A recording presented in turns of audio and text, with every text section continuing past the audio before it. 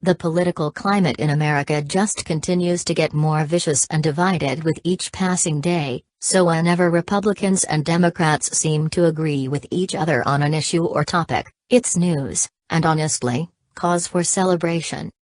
Amazingly, the two parties are coming together to deliver a hard smack to the National Football League, but, no, it doesn't have anything to do with the protests, though it's still a good move on behalf of the government. They are working on stripping the NFL of taxpayer funding for their stadiums. According to the Daily Wire. In today's highly fractured world, it's not often that lawmakers from the two parties agree on anything, which makes it all the more amazing that a Republican and a Democrat are working together to smack down the National Football League. Senator Cory Booker, DNJ, and Oklahoma Senator James Lankford, ROK, have co-sponsored a bill that would strip any taxpayer funding for professional sports teams for building their massive arenas.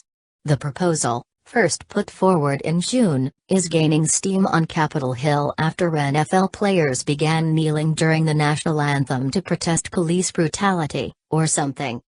Professional sports teams generate billions of dollars in revenue, Booker said in a June 13 statement. There's no reason why we should give these multi-million-dollar businesses a federal tax break to build new stadiums.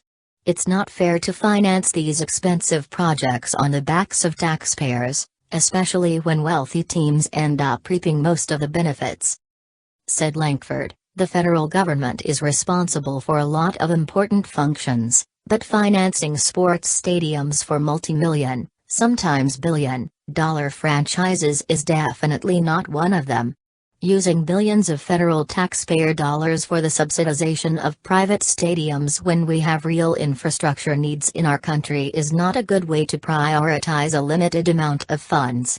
The two senators said that since 2000, 36 professional sports stadiums have been constructed or revamped under financing provided by federal tax-exempt municipal bonds, costing taxpayers over $3.2 billion.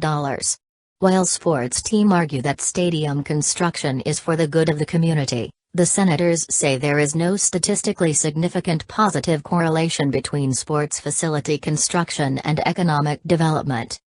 A group known as Watchdog.org reported that the cost is closer to $7 billion, stating that taxpayers have had nearly $3 billion of their hard-earned dollars go toward 16 stadiums. That's insane. The New England Patriots' Gillette Stadium used $72 million in taxpayer funds while the Steelers used $171.6 million. Pretty sure there are much better uses for that money, like providing better health care to veterans or a whole host of other options. This is definitely one bill that taxpayers, regardless of political affiliation, should be able to support, 100%.